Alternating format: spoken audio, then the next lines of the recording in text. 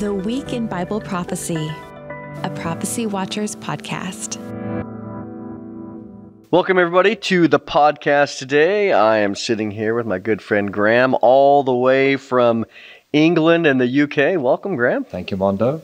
Many of you might know Graham from some other podcasts we've done, or really series we've done. What was it? I even forgot the name of the series now. It's Whose land is it anyway? That's right, Whose Land? So we've done a lot on Israel. We've talked about, that's right, the modern, we did, 10, 12 sessions on the modern founding of Israel and its history from all the way back. Whose land is it? Going back to God, to Abraham, all the way through to modern times. And also we have here on our desk a UK flag, an American flag, and an Israeli flag. And in that other series, which we're not going to get rehash that here, but what we're going to ask today is Israel an apartheid state? And we're going to get there. But the flags that we have here, you mentioned this a little bit earlier. Why do we have these three flags here? So very briefly, I thought we were doing an Anglo-American summit, with Israel, because really what I'm trying to recover is, we've mentioned this before in private, and that the Israel story, the modern state of Israel story, is a British story even more than it's anybody else's story, because we did that series. It goes all the way back to the Restorationist movement, the Puritans, and then the Zionism, which began with evangelicalism in Britain, and then of course Jewish Zionism, really was fronted by British Jews, and it was opposed mainly, or mostly, not most vociferously, by British Jews, some in the cabinet. So we did the whole Moses Montefiore thing. So it's a part of the story which has been left out, because everybody just goes to 1948, or even like 1917, the Balfour Declaration, which is really Israel's founding document. When it gets incorporated into international law, but it was really it was a British intention to do this, and then so I feel like there's the British story in all of that, which has been lost, and of course it's an empire story too, with the Anzacs, the Australian, New Zealanders. We don't want to leave them out, coming up, through the Battle of Beersheba and what have you. So that side, and of course then America comes into the Zionist movement much later, because it's not America's not a world power in the 19th century. It's very much doing its own thing here, settling the continent, and so America really comes into its own and becomes sort of like Israel's major ally. Particularly after 1967, but obviously in 1948 you have the Truman, they're giving the recognition to the state. So, but it's an Anglo-American story, and of course, I do include the Anglosphere in that, and the Anzacs in that, and what have you. So that's why I just feel that it's our story, which is why we got our flags here, and then we've got the state of Israel there. Yeah, there's no doubt. And as we think about this, there's a couple of things I want to say up front. Is that the question is Israel an apartheid state? And you and I talking about this, we thought it would be a good idea, because you lived in South Africa for a while, and I'll have you talk about that. But before we even get into some of those details, it's just, you brought up earlier the idea of Zionism, because Zionism is going to have a part to play again in the conversation. And Zionism is, you got Jewish Zionism, you got evangelical Zionism, you got a lot of different flavors of it, but ultimately Zionism simply is a declaration that Israel, the modern state, or even the modern people of Israel, Jews, whatever, that they have a covenant with the land. This is a covenant that God gave back in Genesis 12, 13, 15, 17, reaffirmed in other places, Deuteronomy, that they have a covenant to the land, which again is part of what we discussed in the other series. But also, I just want to say as well that in discussing this, there are people that make claims that the modern Jews aren't real Jews, that they're Khazars. And if people, I just encourage people, if you want a fuller understanding of this, or maybe in how to do it, I created a site, or a page on our site, prophecywatchers.com/Jews. Made it real easy. Go there, and what I did there was I have an article by Tommy Ice from his great book, Zionism, Christian Zionism, and he does a whole chapter in there on the Khazar theory. Khazars did exist, but it's nonsense to think that all the Jews today are Khazars and not real, because we have genetics to prove otherwise. Secondly, people say that Israel, the term Israel, which appears over 2,500 times in the Bible, Hebrew and Jew are all different, and so these might be Israel, these might be Hebrews and Jews, and so they don't. And I wrote an article showing we covered every instance, not so much of Israel itself, because that's 2,500 times, but of the 2,500, you could see some characteristics. And then I took all those, and I did cover every appearance of the word Hebrew and Jew in the Bible, and show in Old Testament and New Testament. By the time you get to the end of looking at the data, they are synonyms. Clearly, they are 100% synonyms. Ultimately, of a Jew, Hebrew, or Israelite is someone who is a descendant of Jacob. Abraham, Isaac, and Jacob. Not just Abraham, because that could include Ishmael and others. Not just Isaac, because that could include Esau, but Jacob himself. And so that's important. And then just one other thing before I transition here is that so as we recognize that the questions I've been asking lately, just in some of my presentations, is, does Israel belong in the land? Yes, they do. Absolutely, because of that covenant, the promises that God made. The second question is, does Israel deserve to be in the land? And the answer is no. Okay? And it's not a guess, but Deuteronomy 9 answers the question. Here's Moses before they're going into the land the first time. I mean, they haven't even got to the land yet. And God is telling them, you're not getting this land because you're righteous. So if that's in your head, you get it out. Because 3 times, 4 times, he's saying, it's not because you're righteous. It's not because you're righteous. In fact, you're a stubborn, stiff-necked people. It's because of my promise that I made to Abraham, Isaac, and Jacob. And so if we clarify up front, that helps us to put right into practice that neither one of us believe Israel is a perfect nation, that they do everything right. But the core is, yes, they have a right to the land based on those promises. So within that now, you have in the church these 2 different extremes, which we won't get into. But on one side, you have Christians who allegedly love God. They're out preaching the gospel, but maybe they're covenant theologians or replacement theologians or fulfillment theology. They reject that there's a future for national Israel. And so many times they'll come in and they'll boycott Israel, the BDS, boycott, divestment, sanctions. They'll say, again, they're not real Jews. And so we're trying to blunt some of that. They'll also emphasize very strongly against Israel's failures, which there are many. Tel Aviv is the gay capital of the Middle East. I mean, that's certainly not honoring to the Lord. And then on the other side, you have those that are vastly pro-Israel, but they won't evangelize them necessarily, and they hold back, and they're reluctant to criticize them. They're reluctant to be honest about Israel's imperfections. They're reluctant to be honest about their rejection of Jesus and their persecution of Christians in many ways. So you have those 2 extremes, but one of the accusations, and this is where I'll pass it over to you, one of the accusations is Israel is an apartheid state. And so, first of all, let's do this. I mean, people who are at least have some understanding of history recognize that one of the greatest places ever, the most prominent places ever in the history of the world to have apartheid is South Africa. So let's start. You maybe give a little bit of history of when you were there, what you experienced, and also to not only define but illustrate what apartheid is. And as you saw it, as you experienced it, as it is in law, as it was in practice, and then we can take that experience and even talk about the South African government, how they make accusations against Israel. I think all that was very well said. And then we'll take that and what? Is that what we're seeing in Israel? Right. And then we'll talk about some other things. So, floor is yours. Okay, so thank you, Mondo. So, it's a word banded around like many other words, but people actually really don't know what went on there. And the people that do, I say, are being disingenuous when they compare the Israel situation to South Africa. So I was there really my formative years. My parents moved there when I was 10. You were born where? I was born in England, Manchester, England. Okay. So we did a little scooting around. We went to Australia for 3 years, came back, kind of didn't settle, so went out to South Africa.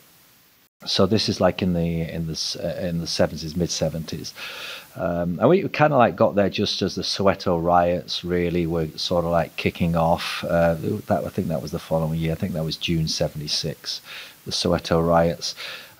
But of course, you go there as a young lad, you don't know anything. You're expected to see lions in the street, and you're going to Africa, right? And then we were taken to this little town. When we landed at the airport, those days it was Jan Smuts Airport, and we go into a place called Springs. Oh, it sounded wonderful. It was Springs. And you were what, about 10? So I was 10. Colorado Springs. That's how yeah, we go of to course. Springs. Water, life. Yeah, not a drop of water in sight. Oh no. There was no spring there. There were no lions there. But anyway, it was hot. It was humid, and because we were English, and so, we even suffered going through my schooling there, which is my formative years. Mm-hmm. When you're 10, you don't know anything. As you get older, then you begin to question. Certainly, as I'm coming out of the last couple of years of my schooling, so I leave school at 18. You realize something is very severely wrong here. And of course, I was a little bit persecuted by the Afrikaners there, because I'm still copying it for the Boer War, and it's like, okay, well, that was a while back now, so it wasn't even you. Yeah, well, it wasn't me, sorry, it wasn't me. I didn't put Omar in concentration camp or anything. But anyway, so that aside, so I grew up in this system, and apartheid, it means separateness. It's a bit like holy, it means. It means separate development. So in other words, and it was institutionalized in law, in parliament, so the judiciary, but it was in culture, in education, in everything. When did that get codified into law? I believe so. Not exact date, just roughly. Yeah. We're talking like 1600? No. So 1948 is when the National Party, the ruling National Party, really sort of begins to put their foot down. The president who did it, I can't remember the date it was. So it was Hendrik Verwoerd, who I think was the prime minister who really set the apartheid laws. So this is a white English guy. Yeah. Putting into law. No, he's not English. He's an Afrikaner. He's a Boer. Yeah, so he's so South Africa. So that's good. Yeah, help me understand. Yeah, I don't really know a lot about South Africa had really two white communities, right? Okay. It had a white community which is kind of came out of the English settlers of 1820. They went to Cape Town, but it also had the settlers which came out of they were called the Boer Republics, but they came out of Holland. They were the Dutch. Oh, okay. Right. So so you had these, and they spoke a different language, Afrikaans. It was a mixture between Dutch and German, and then their own thing. And the English and the Boers fought. This is what the Boer Wars are about. So you have two European groups fighting on the African continent, each other. Yes, yeah, okay. that was so. The Boers moved further north, and settled a couple of provinces. One was called the Orange Free State. The other one was Transvaal, across the River Vaal. So that's kind of how that developed. But in South Africa itself, in the white education system, you had English-speaking schools. And you had Afrikaans-speaking schools. Okay. Now, if you were in an English-speaking school, that was like your mother tongue. That was your mother language. They weren't English people. They just came out of a different culture. Maybe came out of the 1820 settlers. And so you learned Afrikaans as a second language. Oh, okay. Right, which I had to learn, which I did not enjoy,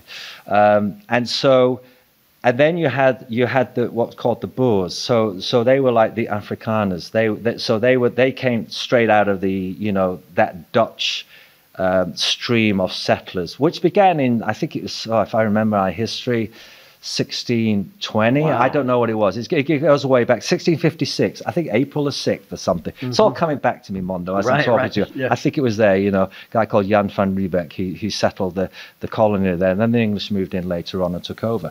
So you had this system. So within the white system, but then the Afrikaners then, and then they would learn it. So they would learn English, as a second language. So you were educated either in Afrikaans or you were educated in English, right? But the white community there had had de facto monopoly. I mean, it was institutionalized, whether you were coming from an English-speaking South African or an Afrikaans-speaking South African. And so that is what the apartheid system was about. Now, me as an Englishman, I had no political rights there. I had no I had a work visa or something like that. So go ahead. So the separation was between the two white people? Not really. I mean, there was cultural separation. But that's not really what we're... That's not apartheid, no. Okay. No, that's just like, that was just... So at the time I was there, if I remember the numbers, there were about 5 million whites, and I think there are about 20 million blacks. Okay. All right. So, and then you had an Indian population, you had a colored population. So the colored population is what they were called. They were like, they came really, they were called Cape Coloreds. So in other words, it's when the settlers earlier on, they began to intermarry with the blacks. And so they produced a mixed race. Okay. All right. And then you had the pure, tribal black tribes, of Africa. Uh-huh. So that's where the cultural distinction is. So when we talk about coloreds now, those are mixed race, right? Okay. So because some of them just took black wives or even not even taking them as wives, or would maybe have children through their black slaves, that sort of thing. Mm-hmm. So you would have the coloreds, so that's brings up a great point. So during this early time, there was slavery there. Oh yes, there was slavery, but at the time of but certainly from the. There was discrimination, and certainly, I mean, the British Empire sort of put an end to the slave trade. Okay. If I get the dates, if I remember, it's about 1807, thereabouts. Through the actions of William Wilberforce.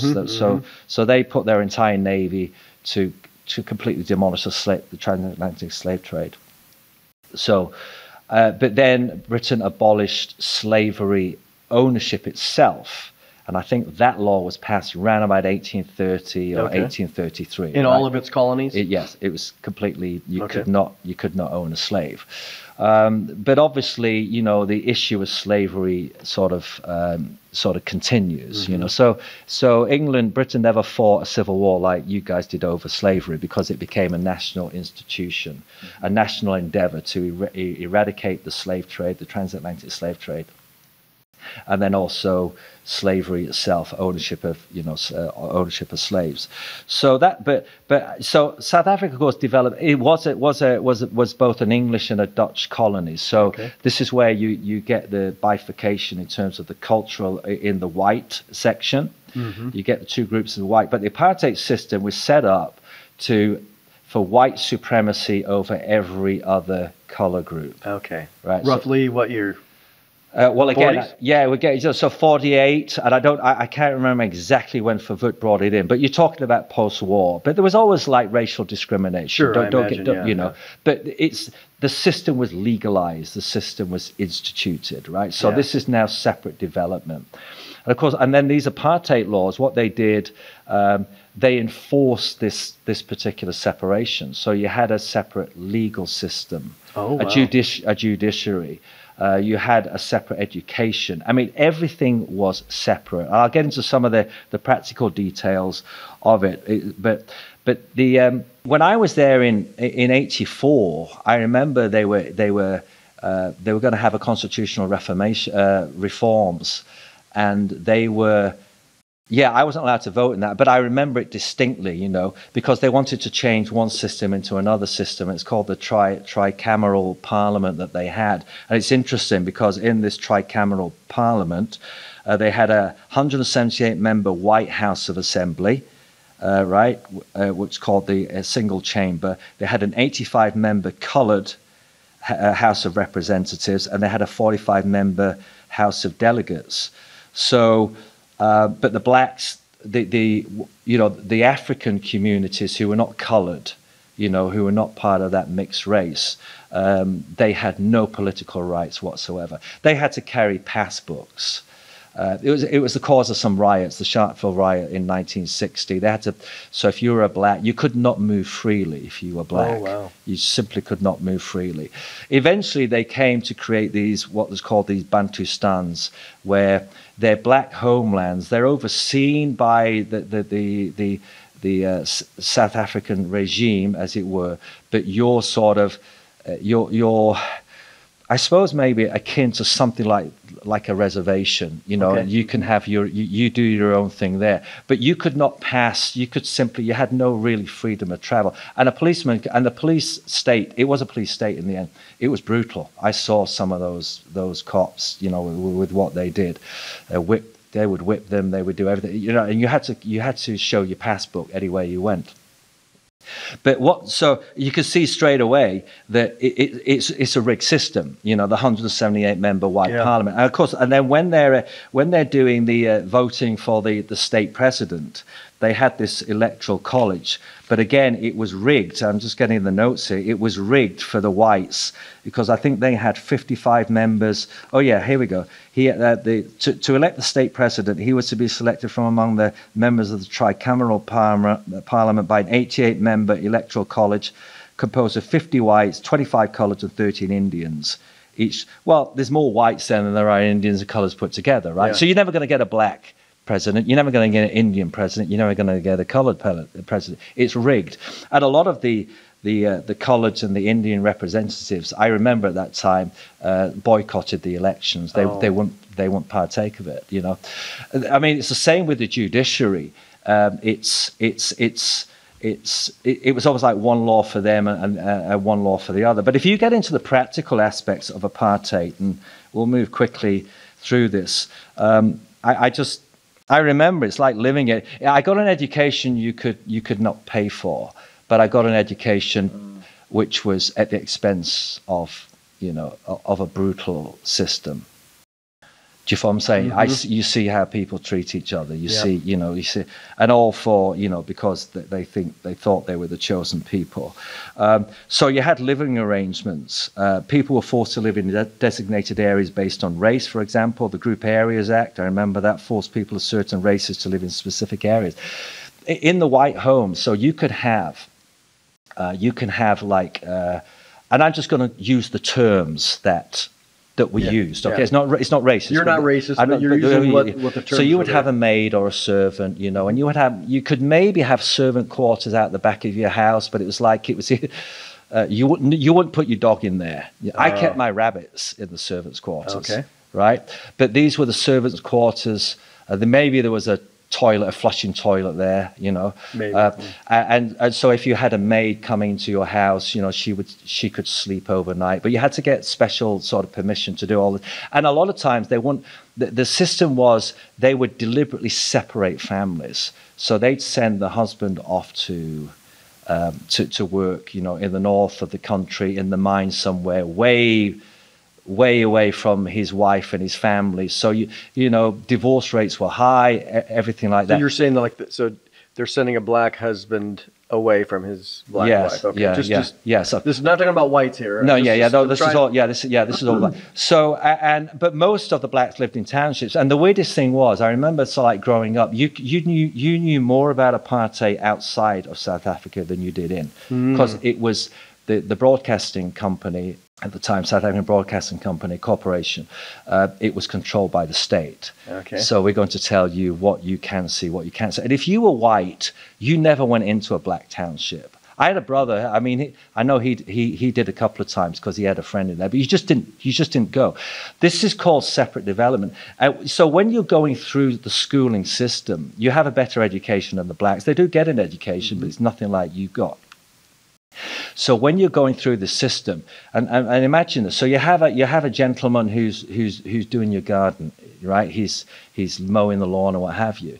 So you call the maid girl, and you call him boy, right? Okay.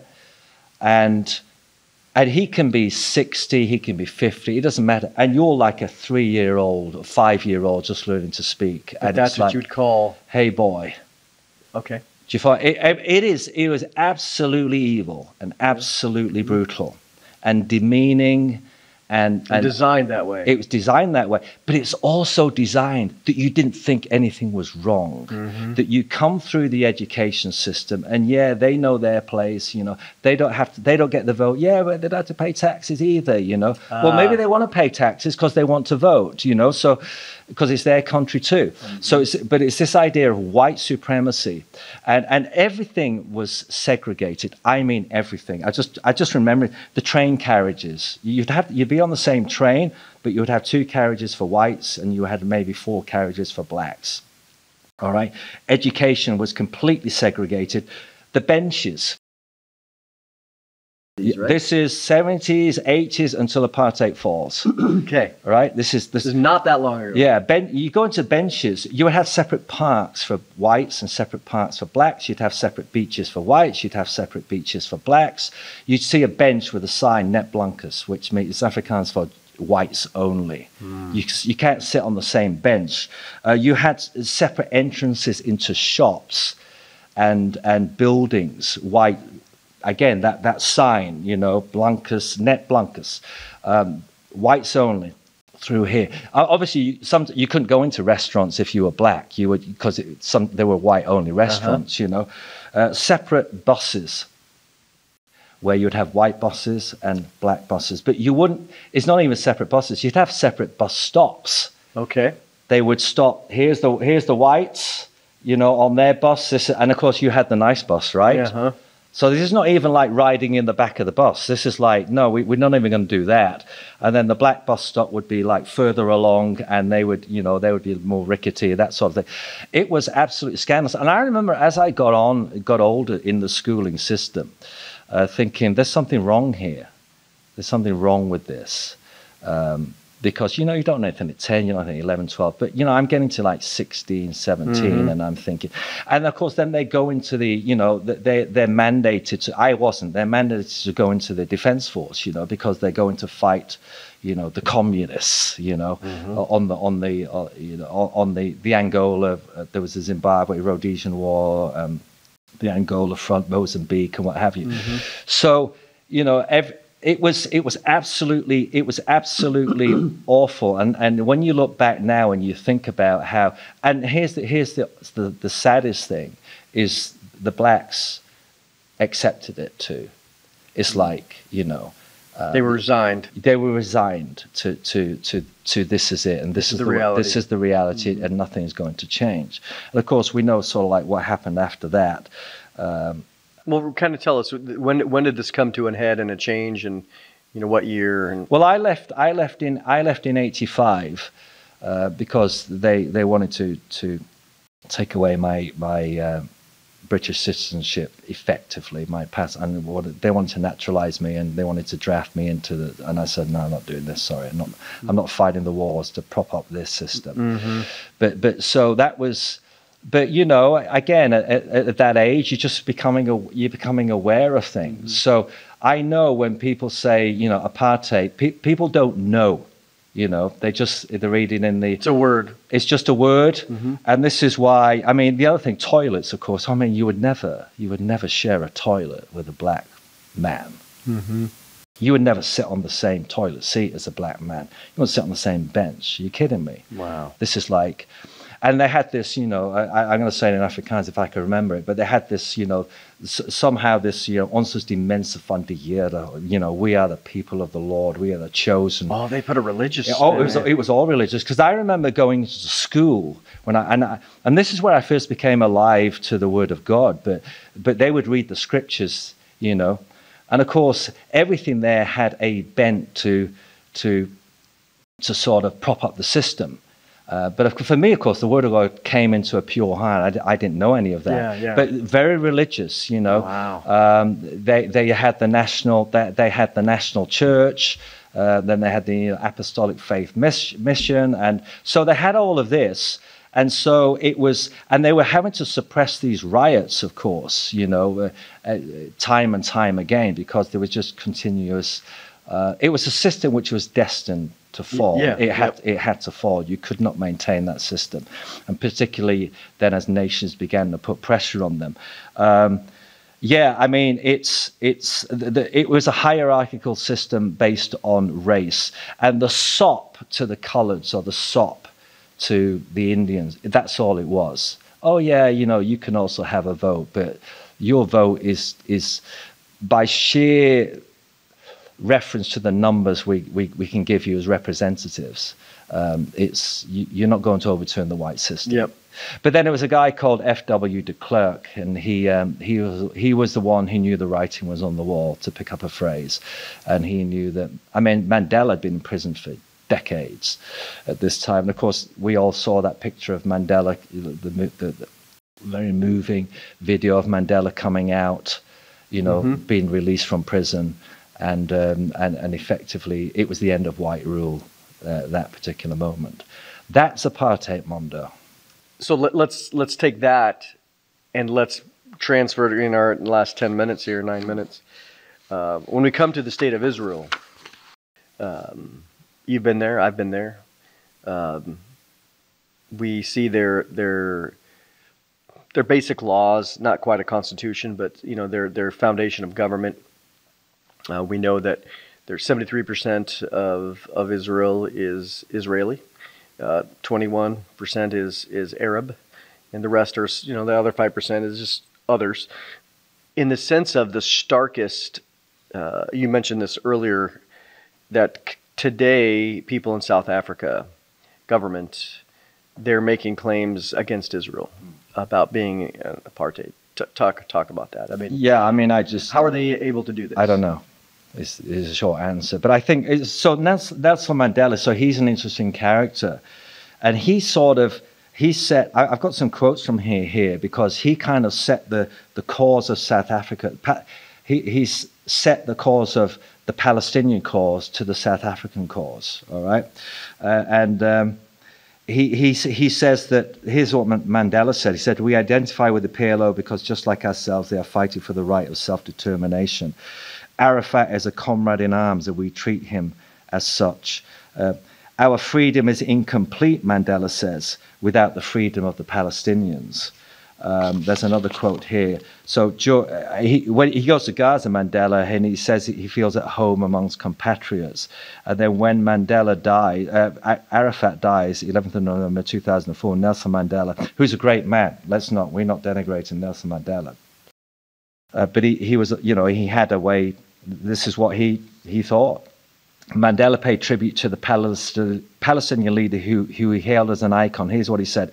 He was an icon in the proper sense of the word. He was not only concerned with the liberation of the Arab people, but all of the oppressed people throughout the world, Arabs and non-Arabs. And to lose a man of that stature and thinking is a great blow to all those who are fighting against oppression. So the apartheid story continues for the South African, the black, South African government regime people, that we're now fighting in Palestine. And I think that's how they've made the link. But like you said, I've been to Israel.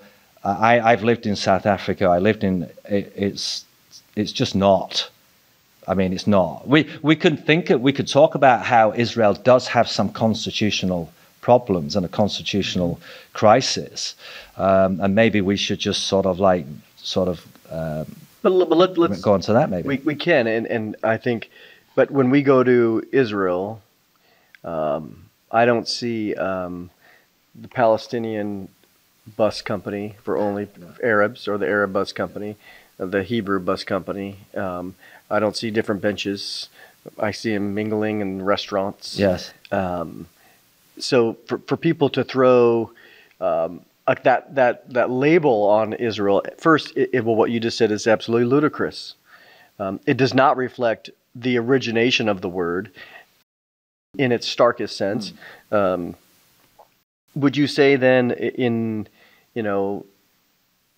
is there a 1% apartheid in Israel? I mean, is it, it's easy to be inflammatory and just throw a word around. Yeah. As you said, Israel is not perfect. They have room to grow in areas. But what percentage of apartheid do we need to get to where it becomes apartheid? I don't really know the answer to that. But the fact of the matter is, again, what you just described, I've never seen there. And, again, being there many times, it's just simply not true. But that's the way inflammatory language works. And as we know, even praising Arafat is extremely problematic.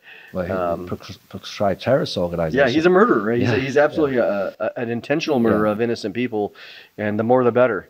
And this is where you often see the case, and maybe you could speak on it for a moment. Is do you see then? I saw a few years ago, and I can't say I'm an expert by any means, but I saw where there was according to, in South Africa, there was an attempt to repatriate the white farmers, the farms of white people. Yeah. I don't know if you heard about that, but do you think that now there's a reverse, that there is a, like, we're going to get vengeance or reparations for all the time, and so it's kind of turned back? Is there racism against white people now in South Africa? Yeah, I mean, racism has always existed, of course. So we're talking about an apartheid system. We're talking about a legalized system. Doubtless there's racism in Israel. There's racism here. There's racism in my nation, you know, because it's in the heart of man in a sense. Yeah, there were some problems in terms of the confiscation of farms, and it turned very violent. A lot of murders, right. A lot of South African whites murdered. And so I think you do get the vengeance aspect of things. You know, now's the day of vengeance, and this is now we're going to take back what you took from us or what you stole from us. So you know, they have their, I suppose they have their own journey. But yeah, I know it's been. The reports I've read, it's been pretty horrific for the farmers. So let me bring this up, going back to Israel, is you have Israel being founded as a Jewish state. Yes. Under the banner of being a democratic state. Yes. So democratic by definition is the people vote. And so what you do see recently, back in 2018, there was a law that was passed, basically the nation state law, which defined Jewish nationalism as being the highest order, that Israel will always be a Jewish state. It'll never be an Arab state. It cannot be an Arab state. There's plenty of those. But people say, well, yeah, but if there's enough Arabs, if they become 58% or 51%, and then they vote to make it a Jewish state or an Arab state, that's the role of democracy. But yet Israel now is saying that'll never happen. And so they're being accused of being undemocratic with this law. So in one sense, this is kind of what we were talking about, is that this is the Israel dilemma in some ways, that in one ways they can't be full democratic. Even the United States is not a full democracy. But in that sense, they can't be a full democracy. They are choosing, and this is what they chose, to be a Jewish state. And of course the ramifications, what that looks like for voting. Now, as far as I can see and what I've read and everything, and even as we talked about the Supreme Court in Israel, they said, no, this law is not unconstitutional. The national determination will always be Jewish, but it doesn't take away from the rights of the average Arab Israeli to go and do his job and vote and everything. He can have parties, but they can never vote for it not to be a Jewish state. So it's kind of the one thing that's off limits for anybody. Imagine if all the Jews decided we're going to vote this to be, they can't do that. So here's the problem. The state of Israel, because it is birthed out of the British parliamentary system, is based on the British parliamentary model. They don't actually have a written constitution, okay, like we don't. Not in the same way that the US does. It's there in a document, and we got to fight over that. And they kind of, they've always wanted to get around to write the Constitution, but two things have stopped them doing it. Number one, because all the people are not in the land to consult for the constitutions. Obviously, talk about Jewish people in the land. And also because of all the wars they fought. You know, it's just one war after the other. And they kind of said, well, the British have got along without having a written constitution in one document. Therefore, you know, we can get along too. So there is that aspect. And of course, then their law system, like the United States law system, is based on English common law, right? So that's their legacy, that's their inheritance, that's their legacy. I think. But when you get into how do you legally deal with the Palestinian, let's just call it the Palestinian side, the issue, the cause of, you know, can you give them votes, and how, you know, and then what does that vote mean? And of course, so had the whole concept of the Greater Israel. Mm-hmm. So there is a dilemma for Israel for sure constitutionally, and we know it's going to exist all the way until the one who is going to come with the law, and it won't be English common law. Nope. It will be a kingdom law of their Messiah coming from Jerusalem to all, not just for Israel, but for all the nations. Yep. So we look forward to that day. But in the meantime, I mean, could I say that the specter of apartheid is hanging over Israel? And what I mean by that is because of its constitutional issues that how do you resolve it? So just talk about that briefly. So how do you resolve this? So if you have the Greater Israel thing, you got like what was it, 5 million Palestinians in Judea, Samaria, and you want to bring them in. And you want to annex it and bring them in as citizens? You can't do it. Can't. So then you just have to keep kicking this can down the road, and then you have somebody, people sort of like balk at this, the two-state solution and say, well, it's dead. It's dead. It's always been dead, right? But it's the only game in town because what are you going to do? So the British considered the two-state solution in 1936 with the Peel Commission and decided 36-37 and decided he thought, well, this is the way it's only going to be, two states. But the British government at the time said no, because we'll have to displace so many Arabs. And it's all rooted in the Balfour Declaration, of course. Then that can was kicked by the British to the United Nations because they said, well, we can't solve this. So, well, we'll do the two-state solution as well. 1947. And so let's divide it up and what have you. The Jews said yes. The Jews said yes. And the Arabs said no. The Arabs said no. But even in the time of the mandate, I remember it was Chaim Weizmann. He was friendly terms with I think it's Faisal, and he was anticipating there was the idea of the Greater Syria, and he was anticipating a Jewish protectorate under a Greater Syria, so an Arab ruling the Jews. So even they were trying to figure this problem out all the way back then. So you do have this situation. So really, even for Israel itself, I don't see any solution other than a two-state solution, right? Just because they don't want to annex. They can't. They can't annex any. I mean, I know some of the setup, but because what do you do? So the argument, can Israel be both a Jewish state and a democratic state? That's been going on since its birth. Can it be either one or both? So, and it was interesting what we were talking earlier about the nation-state law, and the Supreme Court was split. Well, it wasn't split. It was 10-1. It was They were looking at this law. Whether this law, this nation-state law, says it's only can be Jewish and you can only vote. So unlimited, is this constitutional? And does it? Yeah. 10 said yes. But they were the 10 Jewish. They were the 10 Jews, justices, and the one Arab justice said no, it violates the Constitution. So what we have there in any judicial system, you have dissenting opinions like you do here, conservative liberal. But there you have a split between the Jewish and the Arab. In other words, an Arab judge, and he's come to this conclusion. No, this is unconstitutional. So obviously the court's ruling it is constitutional, but it's really interesting the demographic, the ethnic split there is still there between the Jew and the Arab. And how is that resolved?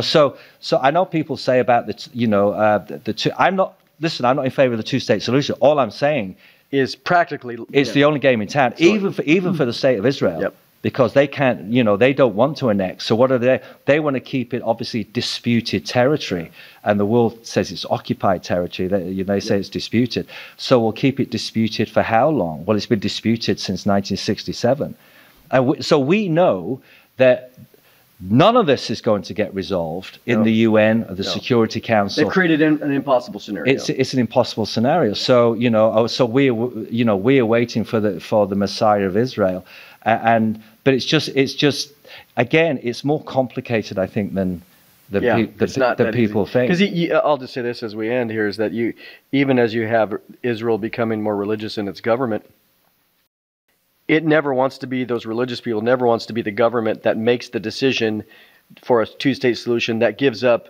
Samaria and parts of Judea forever to an Arab state. They don't want that on their shoulders because they have a religious bent to it. They understand the covenants of God that He gave it. Yeah. And so Joel 3:2, God's upset, those who divide my land. So this is where it is. I think, this has been a great conversation in saying that, again, Israel is not apartheid. If you lived it, you know it.